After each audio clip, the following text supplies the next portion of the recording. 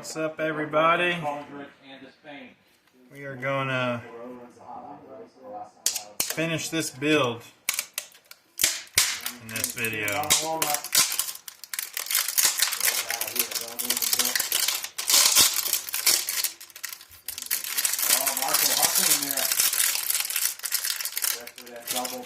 Crack open this brand new, beautiful Alpha Dragon 4 engine. Absolutely love this engine. If you guys have not tried one, I highly recommend you do so.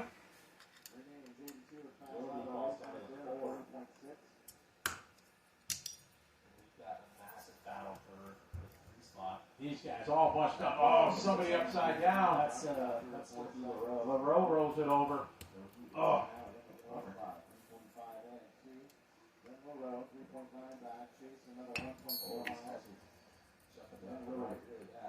I'll just take the carburetor off and set it aside for now. Jaden out front, lead away. Go ahead and get the clutch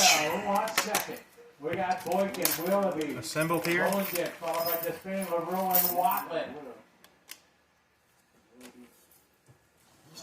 Six-car battle for the bump.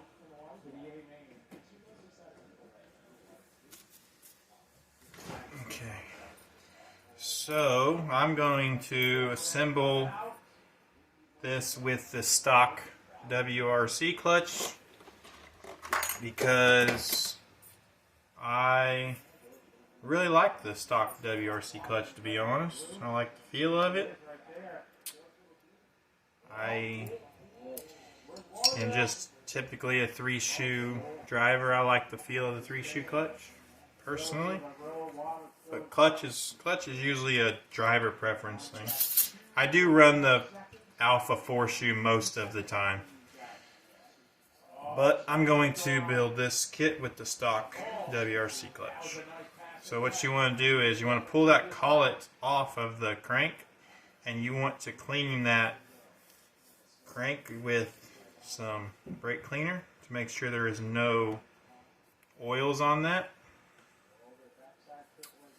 And then also you're going to clean the surface of the collet with the brake cleaner,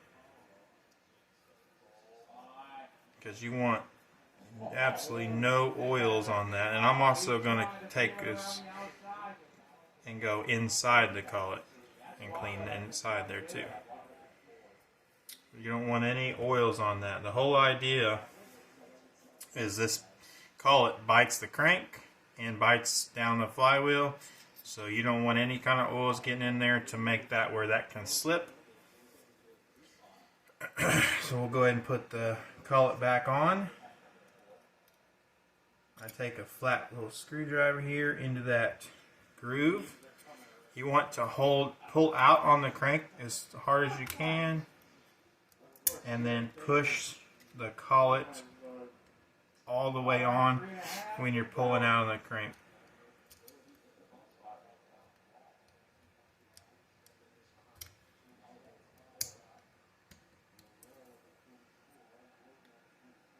Okay. And then for the flywheel, again, I will clean inside where the collet goes, just to make sure there's no oil in there.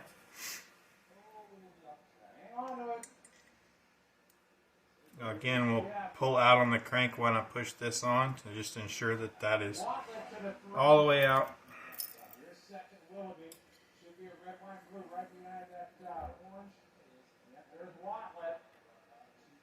I put a little bit of Loctite on the threads, not a crazy amount, but just enough that it does help hold the nut from loosening, but not enough that it actually like gets the threads all gunked up.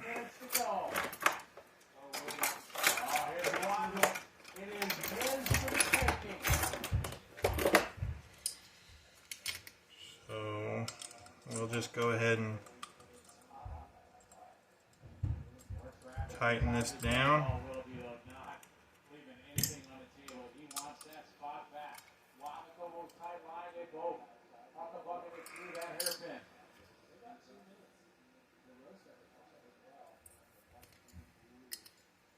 Oh, wow, getting it wrong. He's going to double out. He's going to stay in front. He is. Good driving there for Nick Watley.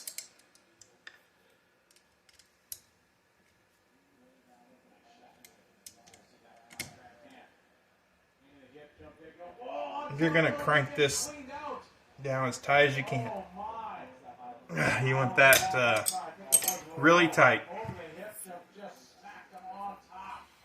Alright, so then the biggest thing when you tighten this flywheel is to make sure that it's with the cullet that comes with the Alpha is perfect for this flywheel, so it's not an issue. But if you ever run any kind of different motor, make sure that the cullet fits the flywheel, and when you push the flywheel onto the cullet, it doesn't go back on here too far and rub the crankcase. So you want to make sure that that is a gap there and it's free, and that the cullet is tight in the on the crankshaft as well as in the flywheel itself, so that when you bolt it down, it all bites together real tight. Which this one is, so we're good there. So now we'll go ahead and go our clutch shoes on here. These are, the stock WRC clutch is just 3-shoe aluminum with 1.0 springs, which is a pretty common our 8-scale buggy clutch setup, I would say. Before the whole 4-shoe craze, pretty much everybody ran a 3-shoe aluminum with 1.0 springs. That was pretty much the standard. So you just want to make sure you get the spring in the little groove where it goes.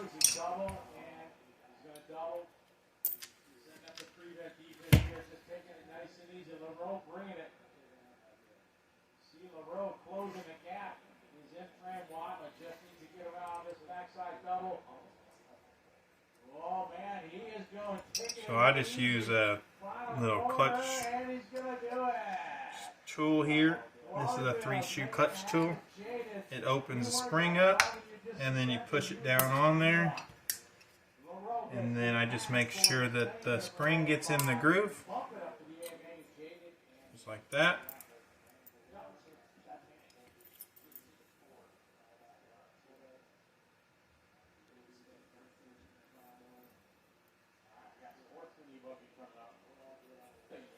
So the third shoe is the hardest. You kind of want to stick a screwdriver in there, open that up, and then that allows you to get the third shoe started on the pin, like that. Once you get started on the pin, then you can remove that screwdriver.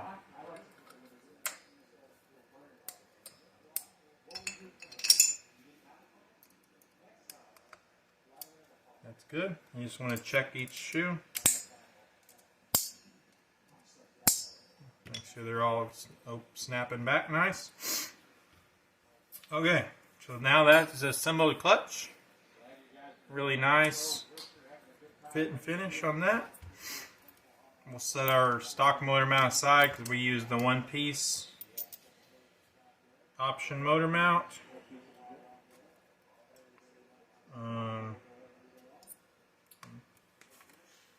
That aside.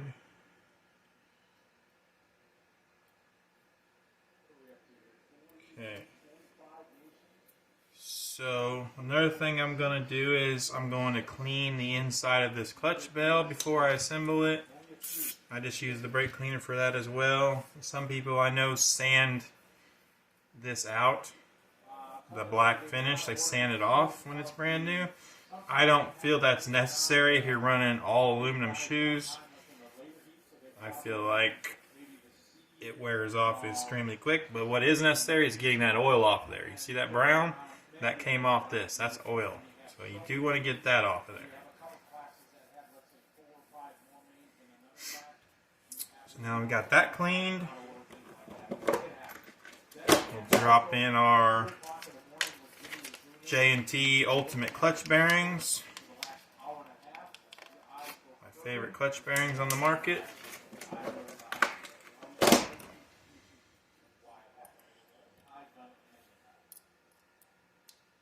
Okay.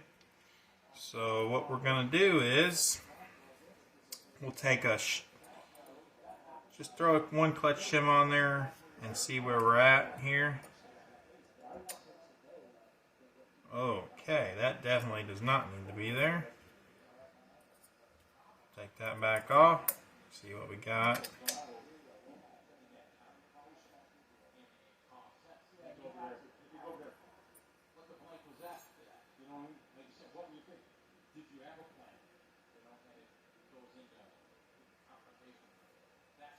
So, oddly enough, it appears that we don't need any clutch shims at all, which is pretty dang cool actually. Let's put this on there real quick and check that.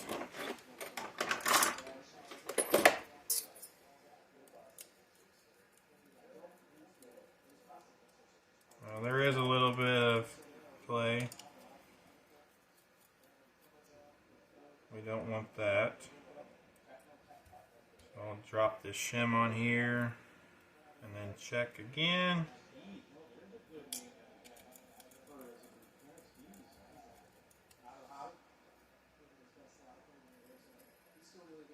Alright, so that's what I want. There's no bind in the bell, it's nice and free, and there's almost no backlash, very minimal movement. That's what I want. So now I will take this screw back out and drop a little bit of Loctite on it. Not crazy amount, you just want to wipe a little bit into the threads. So I just put a tiny bit on there and I'll kind of just take my thumb and push it into the thread so it's not globbed up. And then I'll screw it in.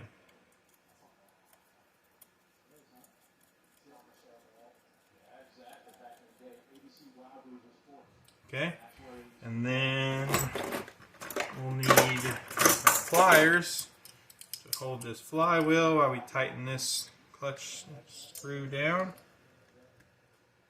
Okay, that's nice and tight. So there we have the clutch, nice and assembled. So the next thing we were going to do is seal the carburetor with this RTV ultra black gasket maker.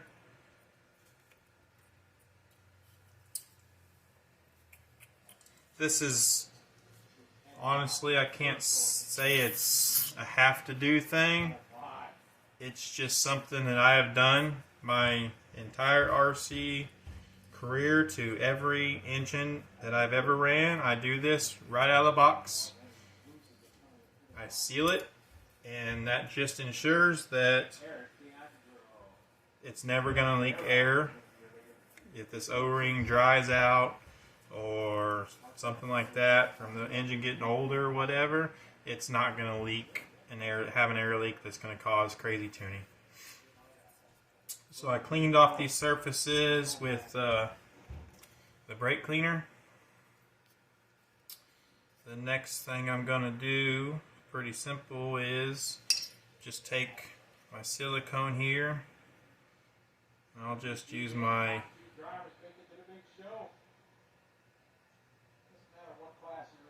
X-Acto knife. Make sure I get fresh and not any dry chunk stuff on the top. There we go. Just use my X-Acto, and I'm just going to wipe a nice thin layer of it onto the carb. you want to make sure you put it on the actual carburetor, not on the engine block itself.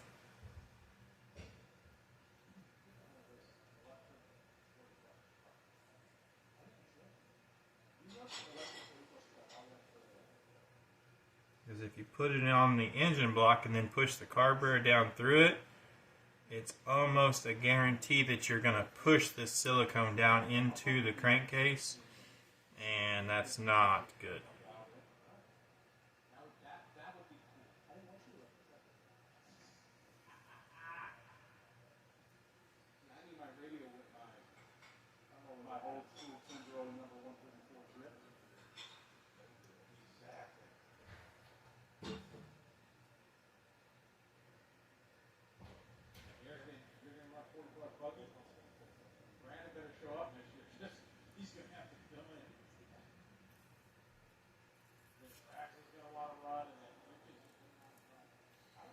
Okay, so that's got a nice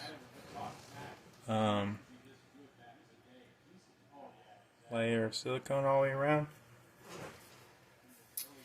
The next thing I'm going to do is I'm going to push it in, but what I'm going to do is I'm actually going to put the engine in the car, and I'm going to angle the carburetor where I need it for my throttle linkage.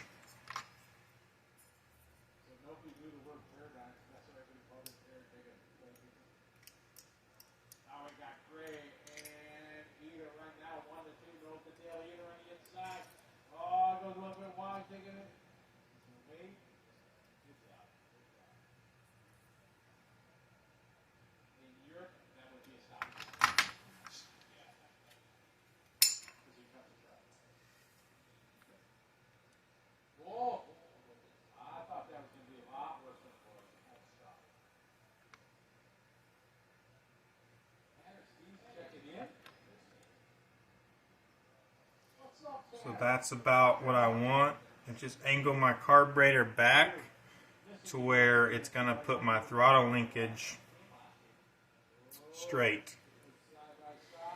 So when I got my angle I want, all I'm going to do is not move the carb. I'm just going to push down as hard as I can with my hands. And then I'm going to tighten the cinch bolt here. Alright, so you don't want to like go crazy on this, but you do want to lock it down. And then you can see hopefully that it's the silicone has got a nice clean squish all the way around. And you want to make sure you give that a solid 24 hours before you ever run the motor to fully cure. Okay, the next thing I'm going to do is I'm actually going to seal where the carb bolt is at. I'm actually going to seal that so that it can't suck air through there. So just basically take a glob of silicone and just go around that edge.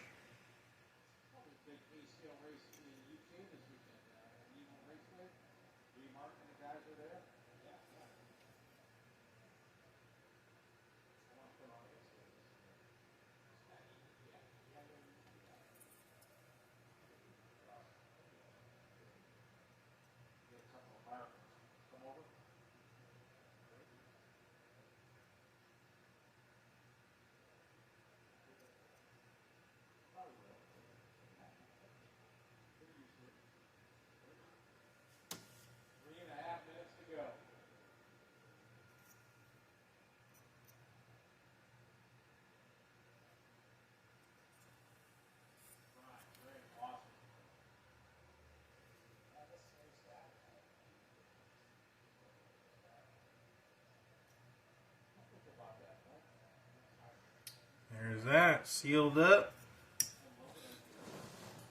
So if you can see that, it's just siliconed all the way around that crack between the crankcase and the cinch bolt. There is an O-ring in there that seals that up, but like I said, those O-rings can dry out and whatnot over time, and just sealing it with silicone just ensures that you're never going to have any surprise random air leaks. It's just a safety thing that I do to my engines to ensure that I never have an issue long term down the road. It's easier to do it now when it's brand new than it is to do it whenever you have the issue. Okay, next thing I'm gonna do is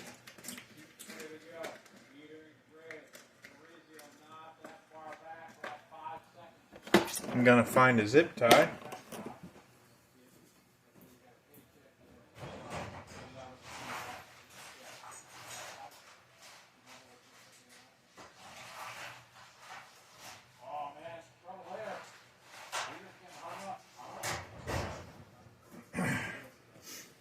Okay, here's one.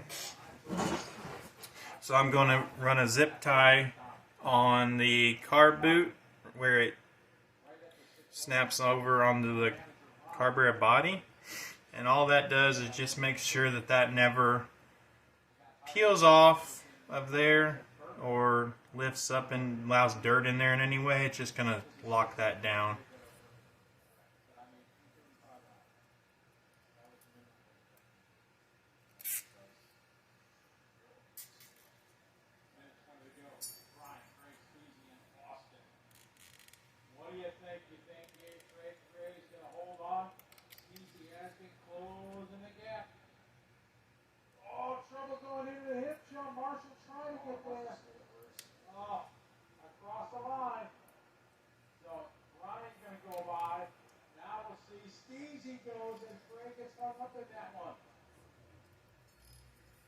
So try to get that where it needs to actually be on there. Centered up in that carb boot groove there. And then once you get it where it needs to be, tighten it down. And then cut off the remaining. Wow. That's a really good zip tie.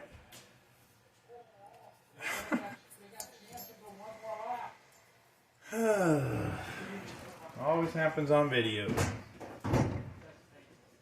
Alright, so Steezy, that was Ryan, your leader that got mixed up.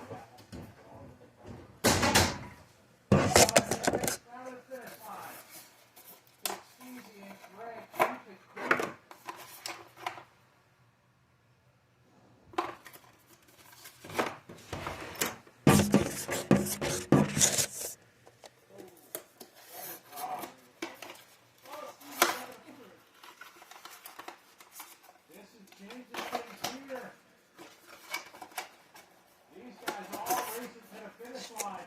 Man. He's just gonna hold on, but either ain't going Alright, here we go. to the finish line, and it is gonna be Brian takes it on the last lap. Oh, tough luck there for Gray.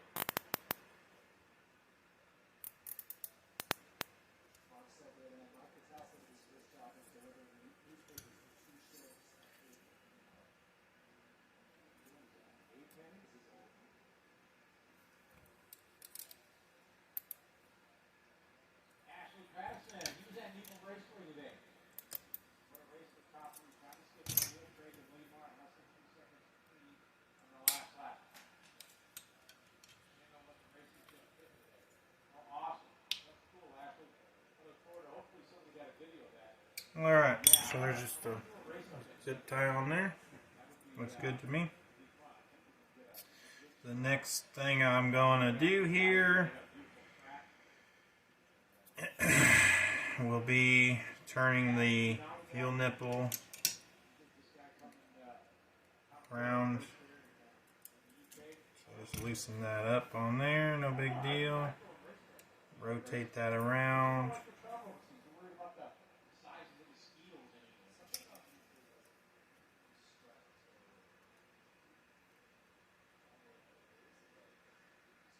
And then tighten it back down. The next thing will be getting the ball here in the correct position.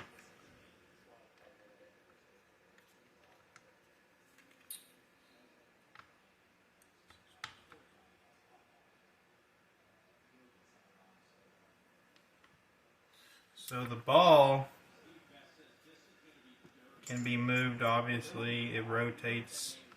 When you loosen the set screw, you can rotate it. The whole objective of moving that is to get your throttle linkage level this way.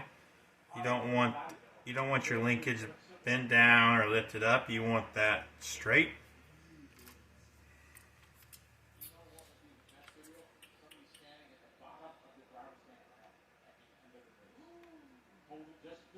So I actually need to move that up a little.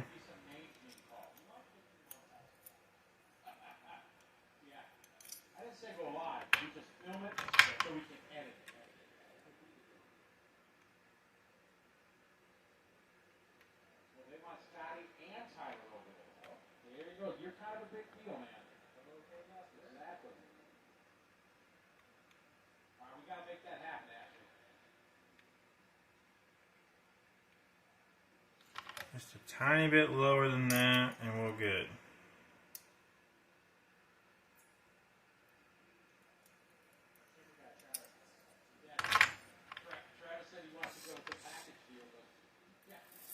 Alright. I like that right there. So you get it where you like it, then you just lock this set screw down. Pretty tight. You don't want that to fall off.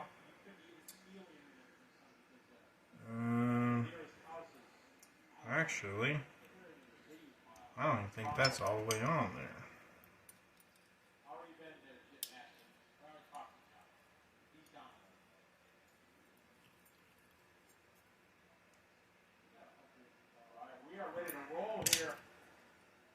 There we go. That's more like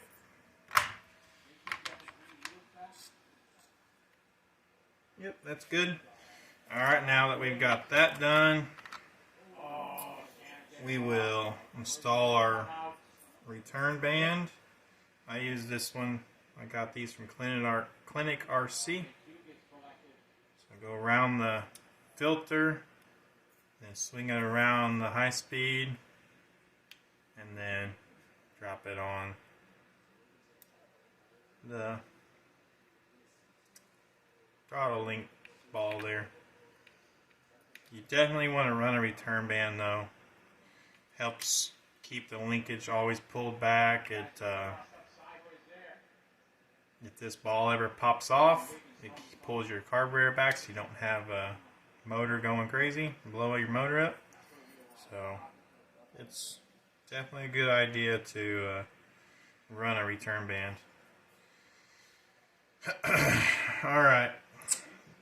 The next thing I'm going to do, which is just my personal weird self-preference, is I'm going to switch the head around I guess that's 180 degrees, because I like it having the letters, so if you look at the front of the car, the words ain't upside down. Right now it reads correct, the words this way. If you look from the back of the car forward, I like it so that when you're looking from the front of the car, the words ain't upside down. So I'm going to rotate that head all the way around. Just like I said, that's just my own personal thing.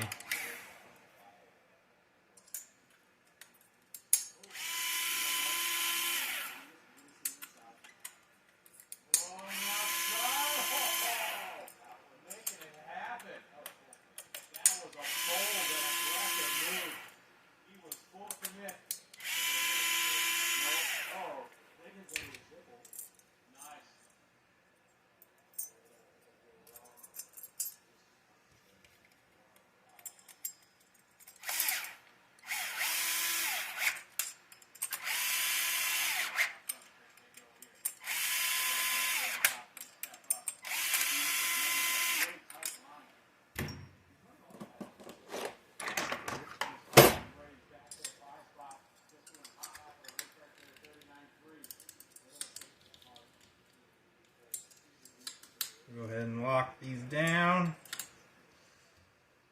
sure you do that in a star pattern.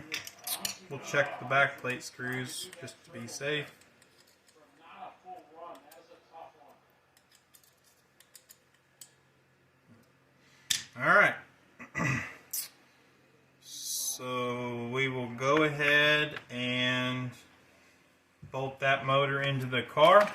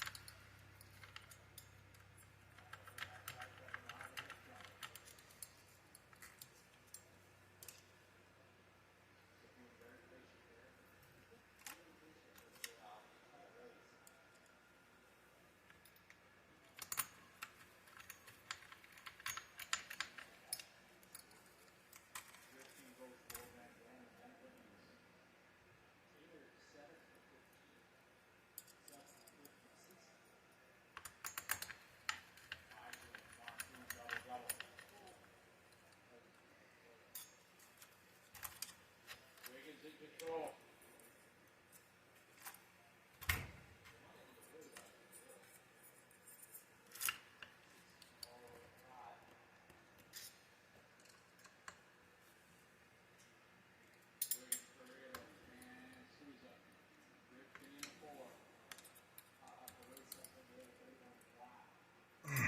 Okay, now we got that locked in there.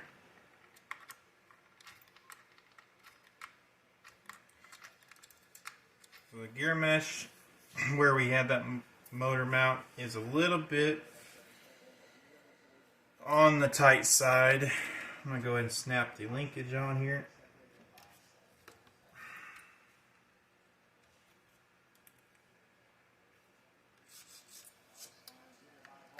That's what you want. You should be able to hold this throttle servo and this should be free.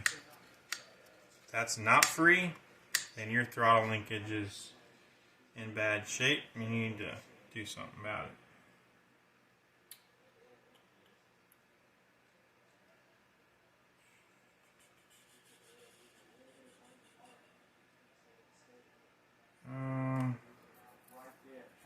Looking like I'm going to have to pull that collar that I put in there back off.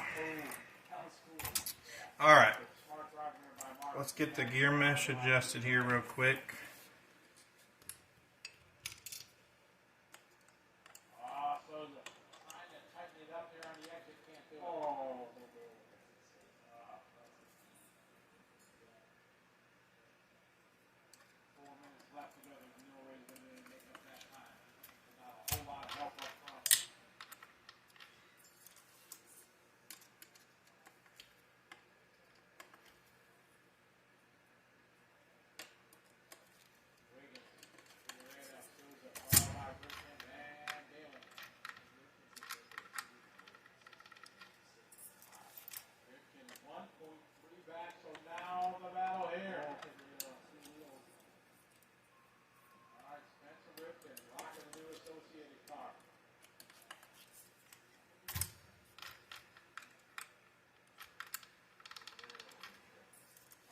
This is always fun, getting this just right. But when I set mine, I do it when it's a brand new kit like this. I Loctite these down like crazy once I get it set, and I never take that motor mount off again. I always just take my motor off from the top.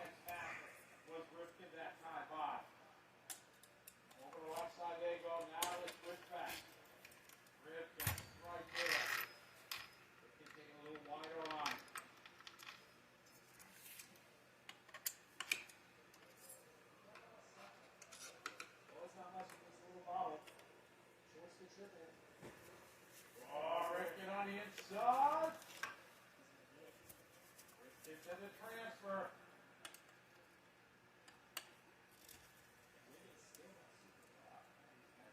Mavitas right behind these guys. Mavitas has put his head down here. 39, 1. Hot lap right there for Pavitas O'Brien. Pavitas trying to get back in the fight.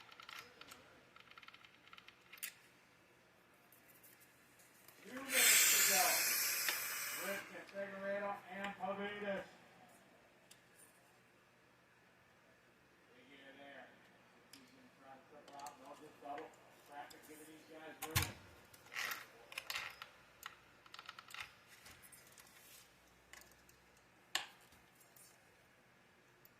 Minute 30 to go. Across the stripe. It is Ripken in the transfer. Figueredo behind him. Pavitas. Pedro Sanchez gets by Souza.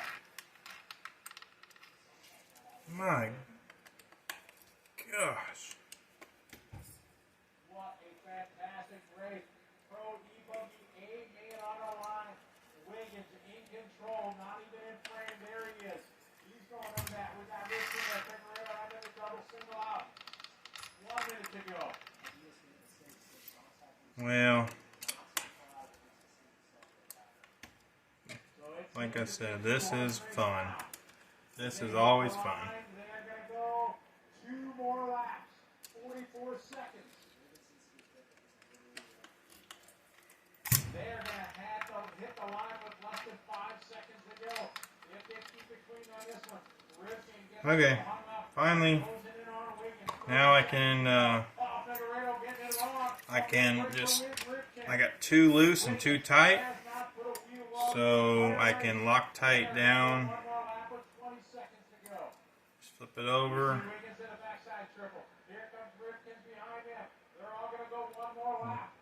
For these, I put a good amount of Loctite on them because, like I said, I don't ever take these back out.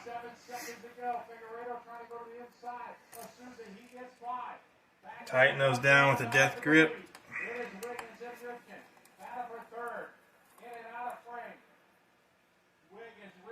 Trying to make it to the A main. What a drive here from Wiggins. Started on pole, has not looked back at all. Safe line for both of those drivers there. I said it, I'm feeling it. Wiggins was not going to make a mistake, and he has done it 10 minutes. Love to see his average lap. His worst lap was a 40.6. A brilliant drive. Jared Wiggins, Spencer Ripken to the A main. Congratulations, boys. Well done. Wiggins absolutely feeling the flow. Ripken, strong run there for Figueredo. Souza, Sante, Van Dam, tough luck there for Pavitas, falling short there at the end.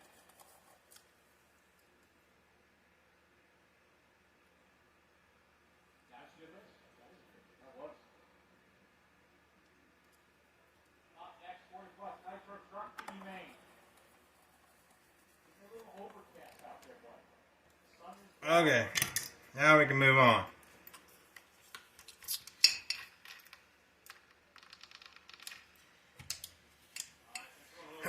Alright, so the motor's bolted in, throttle linkage is set. We got our fuel inlet here, going the right direction. Rubber band on the carb. We got it carb sealed. Clutch is all done. I do need to drop a glow plug into the engine here.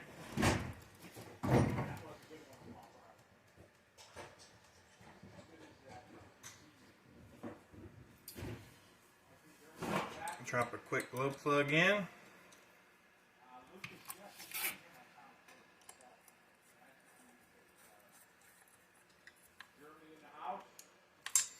There you go. Okay. Next thing we are going to do is install the pipe. Now, before I install the pipe, I will be installing this. I don't even know what this thing's called. It's like a manifold. What would it be called? The manifold rests on this. It's like a stop, so the manifold can't drop down lower. So where I'm going to mount it is right here on this screw for the side guard. So this screw right here. I'm gonna just take that screw out. This is a 7mm thickness one from Clinic RC is what this is. They have a 7mm option and a 10mm option. The one you want for this particular car is the 7. So I'm just going to put that right in there. I'm going to tighten it down. And voila. You got a nice little rest for the manifold to sit on, and that keeps the manifold from being able to drop down, and the screws you're denting up the bottom of your pipe. I know that from experience. Okay, so we'll pull off the exhaust cap there, and then we will drop our pipe on here.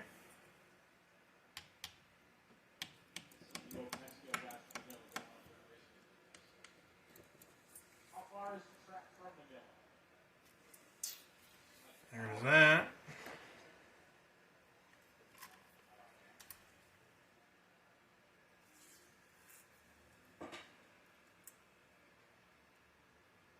Alright, we're going to take a short pause for the cause as we get ready here for the 40+ Nitro truck.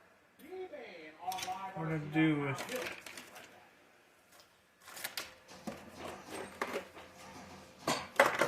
put it away.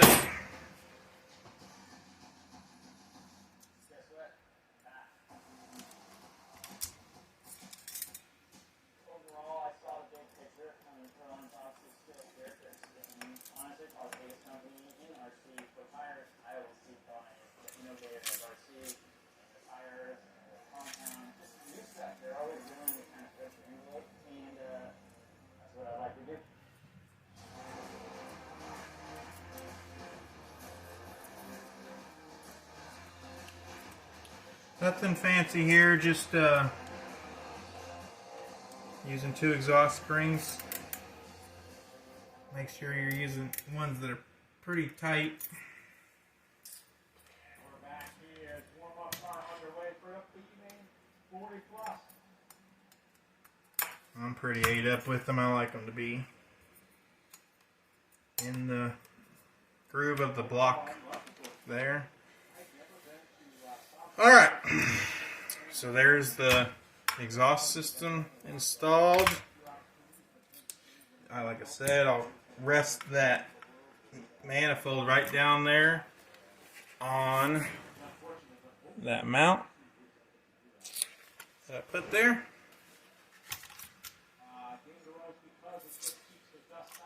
Alright, next thing we need to do is install this pipe hanger. I don't know if you can tell on the video, but this right here, the slot is at an angle. The hole that goes through there is at an angle. So unless you want your pipe stinger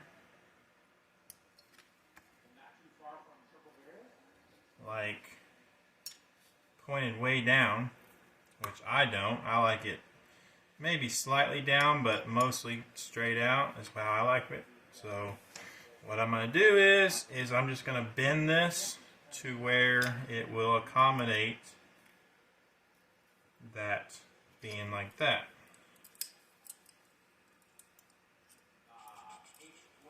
Somehow here. There we go. Yep. I think that actually went too far. Yep. So just going to put a little bit of angle into this. It actually bends pretty easy. That way that will go through there correctly.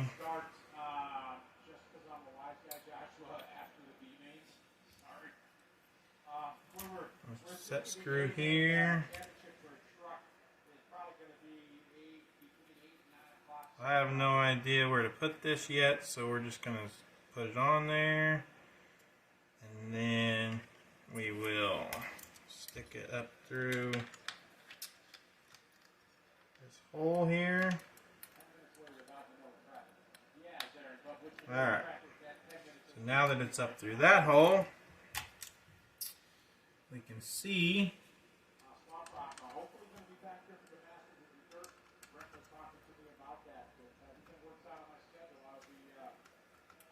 where we need to go with it. We'll get our screw and we'll go ahead and screw that exhaust mount to the chassis and get that in its position. I'll Loctite it.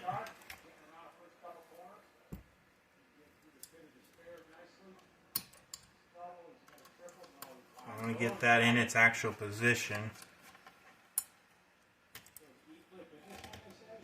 Alright. Yep, so that's now where it needs to be.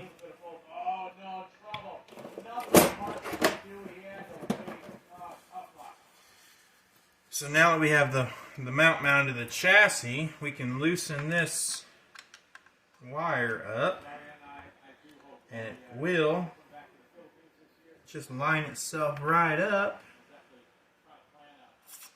for us. Then we can tighten that down tight, and then we should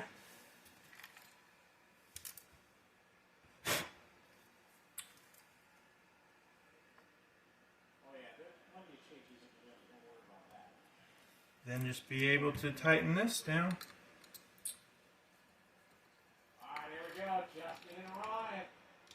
And then our pipe is mounted perfect. I like to make sure the pipe is nice and level, nothing high or that, just for visual. And then you want to make sure you look through the rear arm there and make sure that it's not resting on the side guard, which ours is absolutely perfect right there. So now that is a successful, perfectly mounted pipe. We'll get all these extra screws and stuff set out of the way. Okay.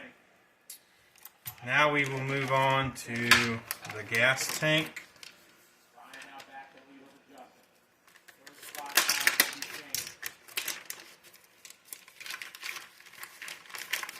There are a couple things I would like to mention on the gas tank.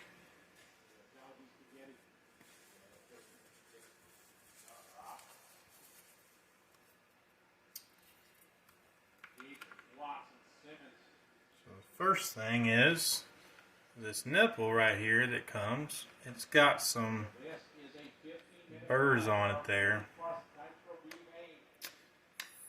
from just the mold. So the first thing we'll do is actually clean those up. You know the worst part about Jolly Bean America, Mark?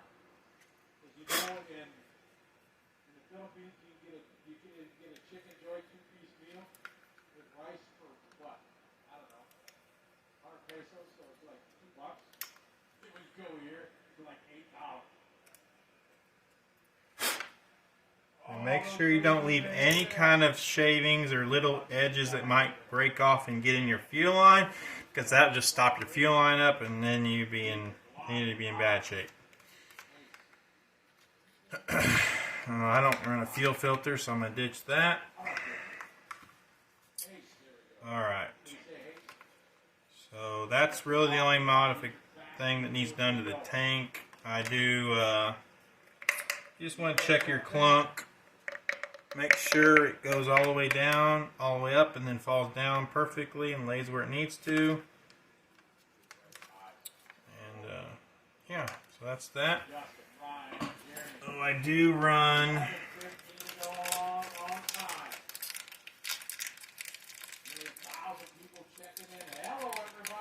the Mugen tank pull. Pretty easy install. I just fold it over and I use that last outside hole. Just stick it down through there and use a regular button head 3mm screw.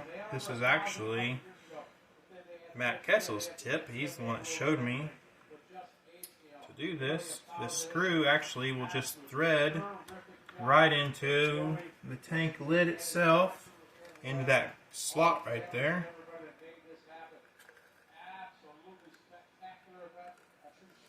You have to kind of force it to get it started. But once it starts, it'll just go.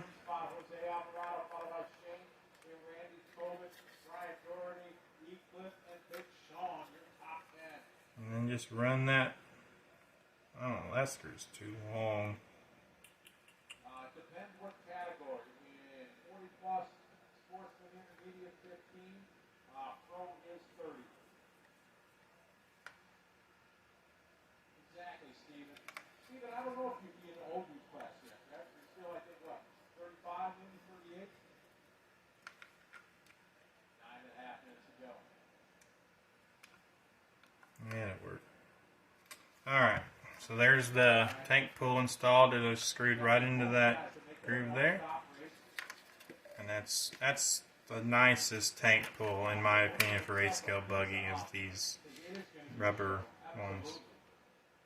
They're much nicer than the plastic stiff ones, and these are just so much easier to work with, in my personal opinion. So I'm gonna go ahead and screw the fuel tank posts to the chassis.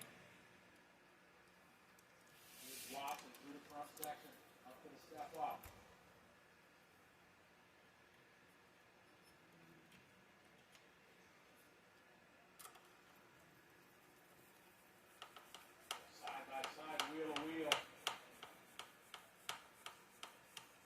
It is OE buggy and Nitro truck Camaros, electric truck and Nitro buggy.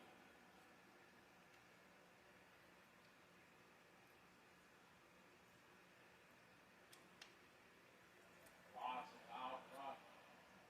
Justin leading away, Jeremy second, Jose and Ryan each staying top 5.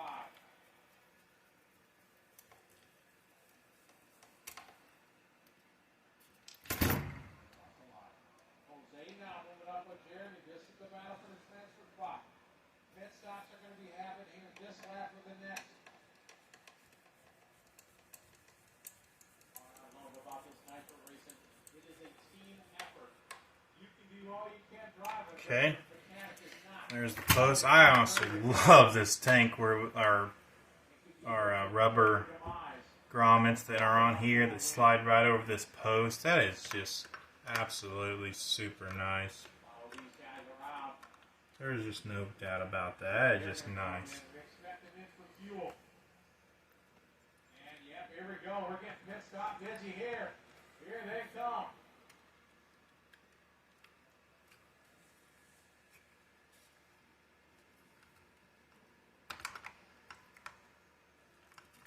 Oh, Marshall going down to the pit lane. Oh, that mechanic that was, he almost got hit.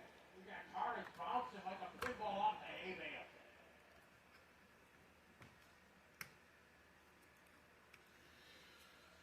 Alright, so for the screws, I am going to put a wash. They don't come with it, but I'm going to put a washer on there so that it gets an actual bigger contact on the rubber grommets there, and actually can set down nice and clean and not rely on this tiny little screw.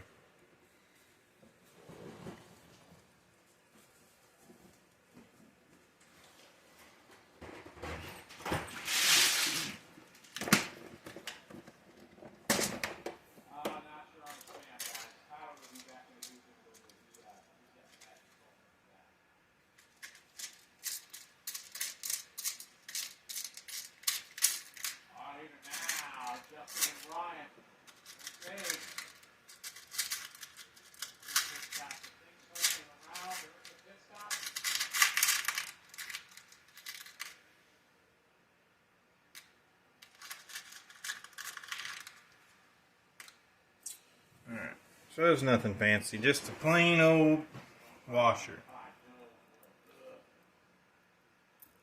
But it actually gives you a nice flat contact to that rubber grommet.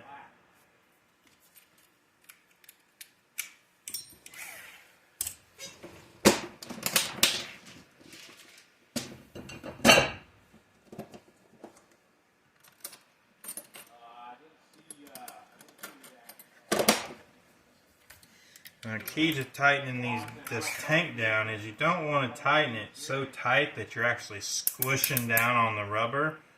You just want to tighten it till it's down against the rubber. So as soon as you start seeing the rubber be squished in any way, stop tightening it.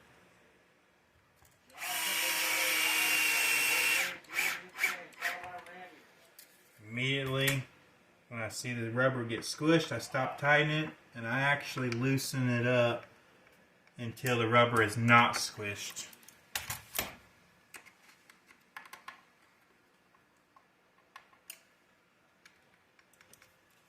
So you don't want the rubber,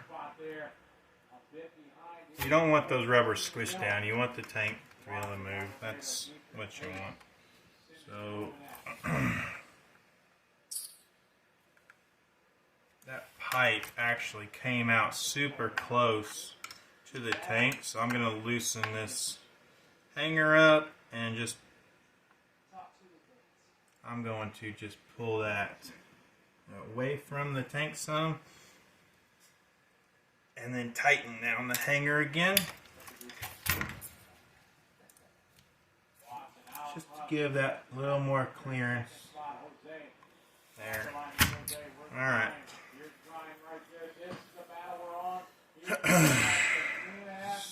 So, let's see. What I got left here? Throttle endpoint, maybe some fuel line. I'll show you how I set the endpoint on my throttle real quick.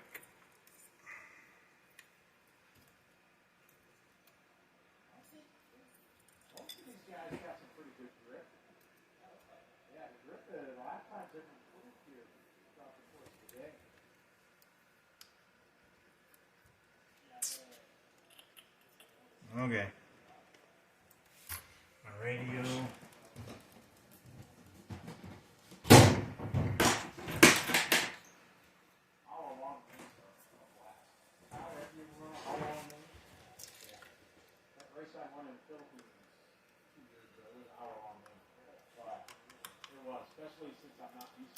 Go ahead and get this plugged in here. Okay. Turn the radio on. Alright. So like I said before, I've trimmed my servo horn to where it's parallel with the sides here. So I don't want to trim this in any way to do this. I want to do it all with the linkage. So I'm going to bring this up till it's right there on the edge, right against that. So now I have my neutral position for my throttle linkage. The carb's all closed.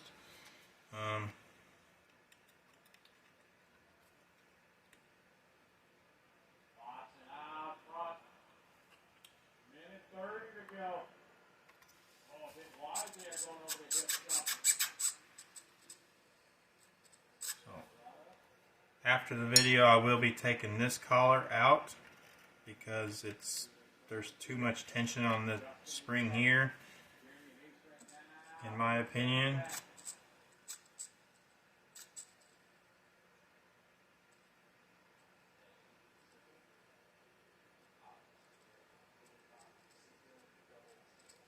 It would actually work, but I think I'm going to take it out. I think it's too much tension and allowing the spring to almost fully collapse on braking. Alright, so for the throttle linkage, what we're setting here, it's pretty simple. Adam Drake did a video on this, I think a couple years ago. I do it the same way. measure the carburetor. I got 55.3. But what I'll do is I'll just hold it tight against there and then just zero it out. And then whatever Venturi you're running is what I'll set this at. This is the stock 7 that's in it. I'm actually going to put a 6.5 in there. I know I'm going to do that. So I'm going to put this at 6.5.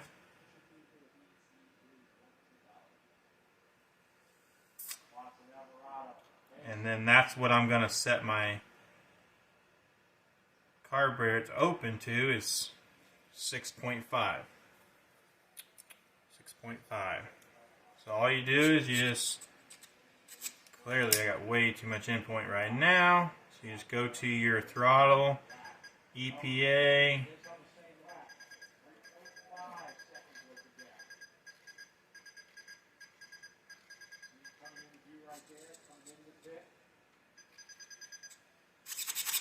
Alright, so you just hold it wide open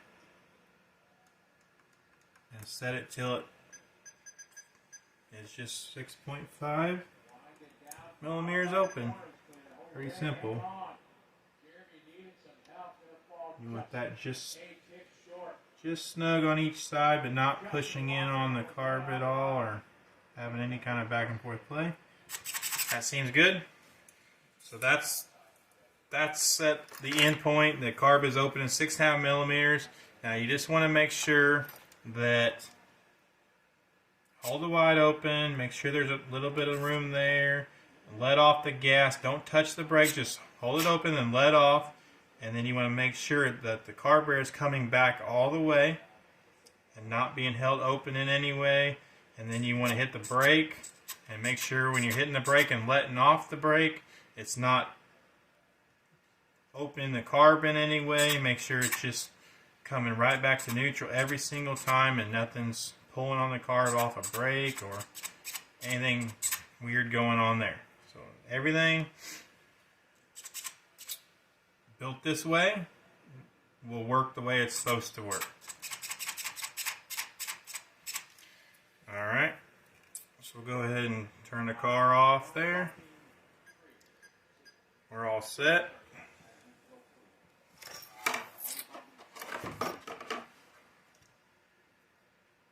I'm going to, well, I guess I'll throw some tires on here real quick and we'll set the brakes. We'll do that.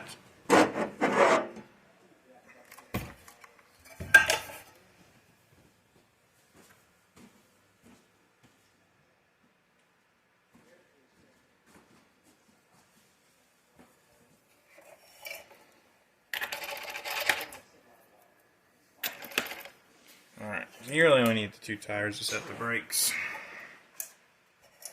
Alright, so set the brake.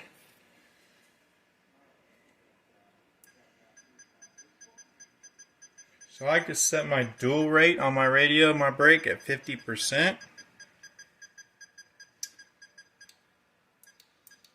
That's where the button that you can control how add or take out brake with your thumb. And then I'll set my brakes with my EPA from that point.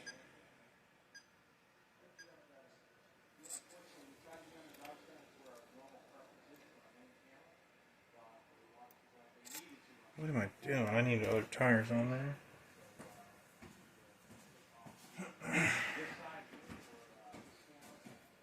I swear, it's like when I do these videos, my intelligence level just goes way down.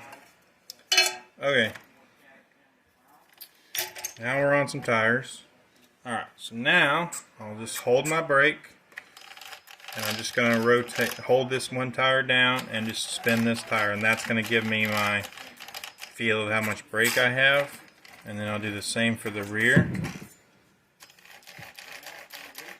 So right there I can already feel that my bias on my brake is a little bit favored towards the front. Probably 70 front, 30 rear is probably what I have. I'm more of a 50-50 kind of guy myself. So all you're going to do is just take and tighten the rear brake linkage up a little bit. Like I said, when you're doing those by hand, it's almost impossible to get it exactly 50-50. You just have to make adjustments when you're setting it with the radio.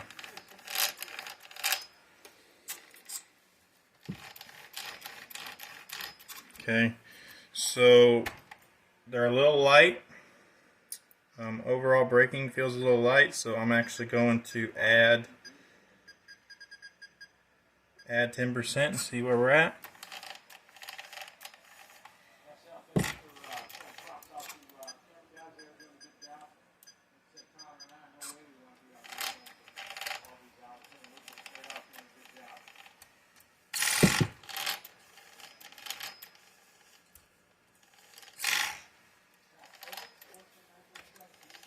So I'm at 60-40 right now. 60 to the front, 40 to the rear.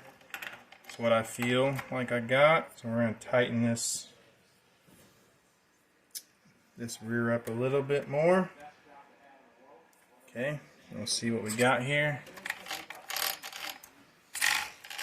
That feels pretty good there, about 50-50.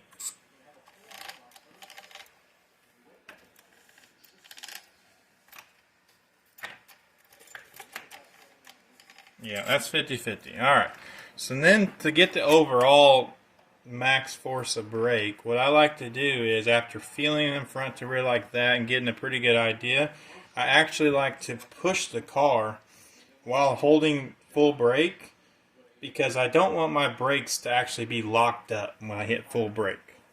I don't want them locked up. I want them to barely be able to still move the tires. And I know that my video screen's pretty small, so it's not going to get it in there just right. But all I do is just hold the brake, and then I want to just push the car. And I'm looking for the wheels to just still... It takes quite a bit of force to get to turn, but the wheels don't lock up. And it still will roll. That's exactly what I'm looking for brake.